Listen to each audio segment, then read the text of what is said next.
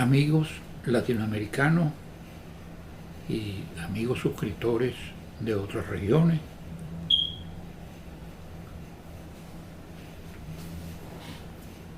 La temática de hoy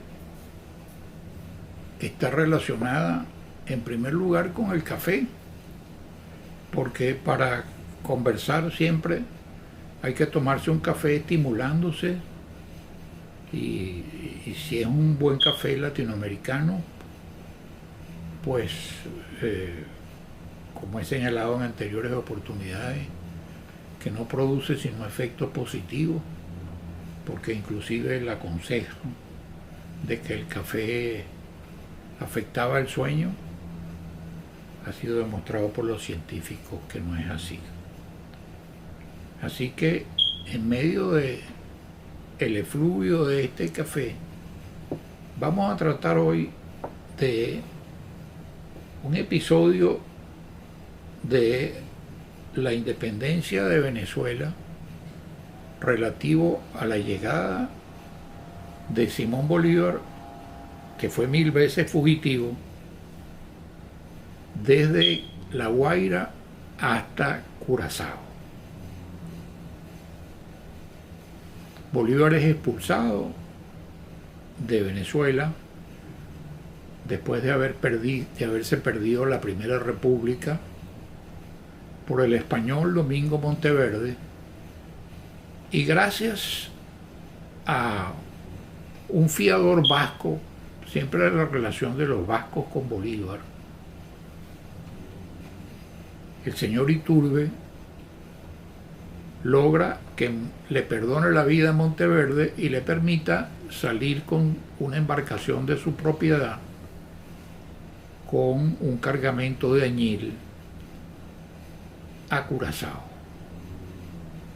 Llega Bolívar con el cargamento de añil a la vecina isla de Curazao, y lo primero que hacen los ingleses, a cargo entonces del puerto y de la isla de Curazao, es decomisar la fragata llena de añil y también de cacao. Bolívar encuentra a un judío como su abogado, Mordejai Ricardo. Mordejai Ricardo es un comerciante judío relacionado un poco con Venezuela porque hizo el comercio de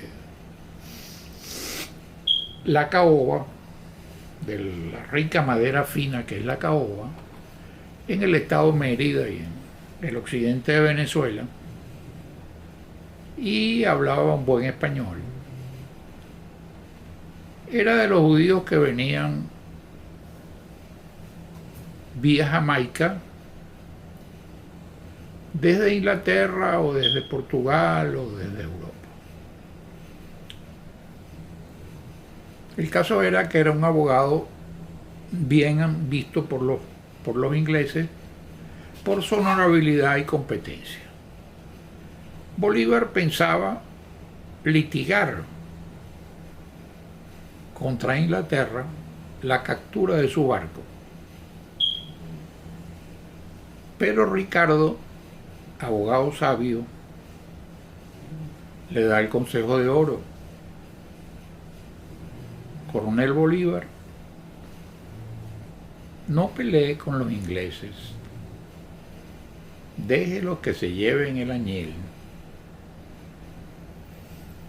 porque después que un inglés captura o se roba algo, y cuando dice un inglés refiriéndose a Inglaterra, después que un inglés captura algo, no lo devuelve nunca.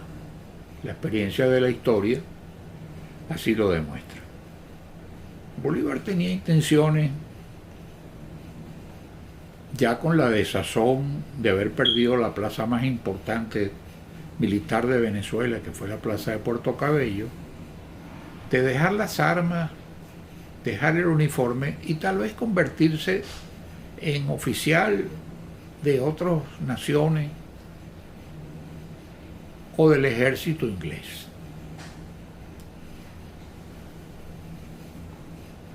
Ricardo le dijo, mire, a usted le puede pasar como a George Washington, que en Barbados le dijeron, Coronel Washington, usted es un simple planter y usted no puede entrar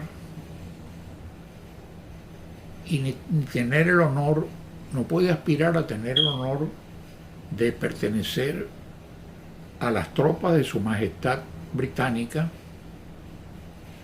en la colonia más importante que tenemos en el hemisferio occidental, que es Barbados, porque usted es apenas un simple planter de Virginia, y Virginia es algo que no tiene ningún futuro. De modo que las pretensiones suyas son imposibles de satisfacer por su majestad británica. Washington, desde luego, que no tenía muy buen carácter porque vivía permanentemente con un dolor de muela, además.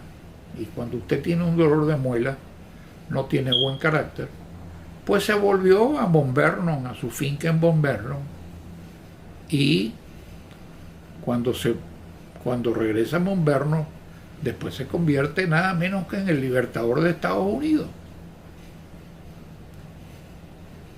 Entonces, Ricardo además plantea una amistad con Bolívar, porque ve el futuro de Bolívar. Es un poco visionario, como tantos judíos de la Biblia. Lo invita a su casa y le ofrece una cena en su casa a él y a su tío José Félix Rivas, su tío político. Esa cena fue algo muy hermoso para todos, porque Ricardo vivía con gran lujo, porque desde que la Biblia nos habla de las fiestas judías que botaban la casa por la ventana, el lujo de Ricardo al agasajar a un invitado, los platos eran, los muebles eran de fina caoba, los platos eran de porcelana de Delft, y uno de sus biógrafos lo describe así, y le ofrece inclusive no solamente su amistad, sino el hacer una casa para sus hermanas, que pueden llegar a ser fugitivas también, para su hermana María Antonia y su hermana Juan, y le construye una casa, y esa casa está todavía en Curazao y se llama El Octagón, una casa octogonal. Por cierto que en Curazao se encuentra la segunda sinagoga establecida por los hijos de Israel en el hemisferio occidental. La primera es la Nueva Ámsterdam, pero es una belleza de sinagoga también, con el piso de arena, los bancos de caoba y los instrumentos del culto de bronce, porque los judíos son acostumbrados, por la idea de perennidad que tienen, a tener cosas sumamente duraderas. Hay un cuadro de Bolívar en Curazao, caminando a la playa de Willemstad con Mordejai Ricardo, que se puede observar en la sinagoga de Curazao. Pero Bolívar ansioso de definiciones,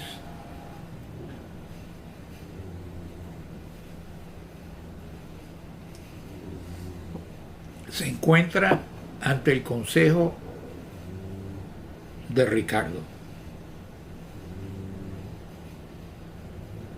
porque Bolívar quería marchar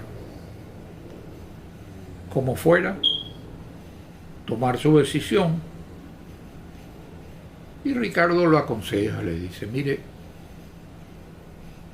ya no vaya a ir a ningún otro ejército extranjero,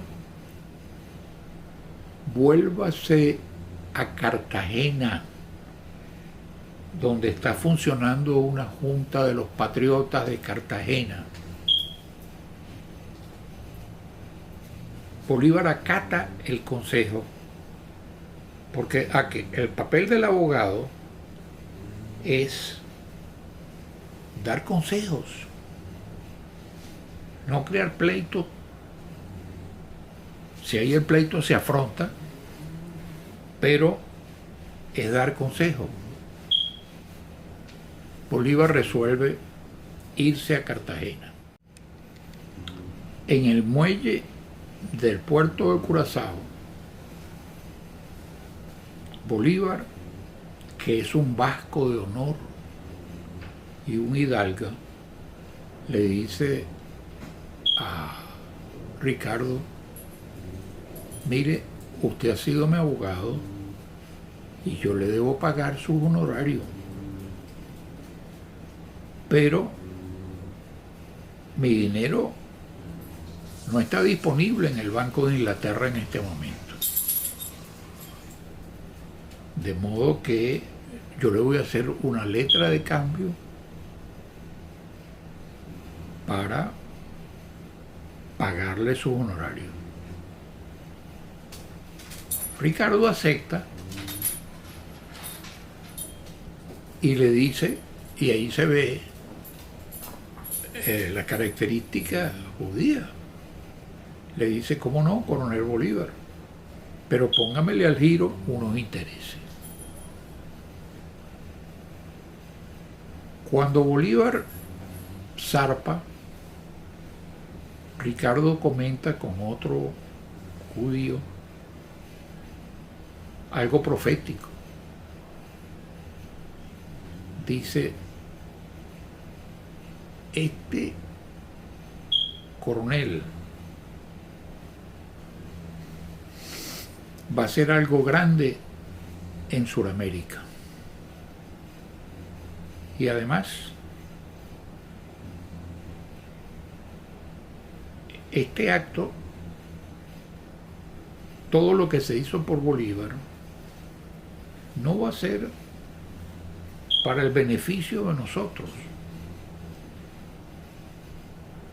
que en realidad ejercimos nuestra profesión, porque le estaba hablando a un abogado, a otro abogado, pero que aspiramos a que cese la persecución de la Inquisición en Sudamérica contra los judíos. Él probablemente va a permitir o nos va a ayudar en para que cese esa persecución. Bolívar no solamente pagó la letra después de mucho tiempo, sino que además en una de sus decisiones que toma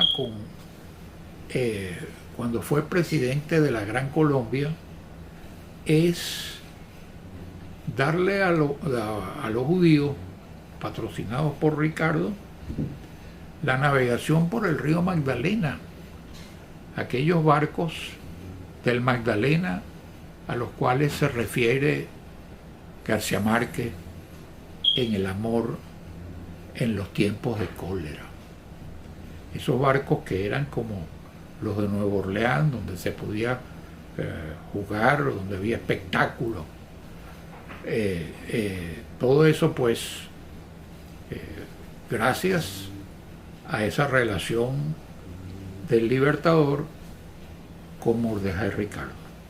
La propia entrada de los judíos a Venezuela, que lo logra Ricardo gracias a la mediación y al entendimiento con el Libertador. Muchas gracias y les puedo decir, hablando en términos judíos, si me lo permiten, shalom.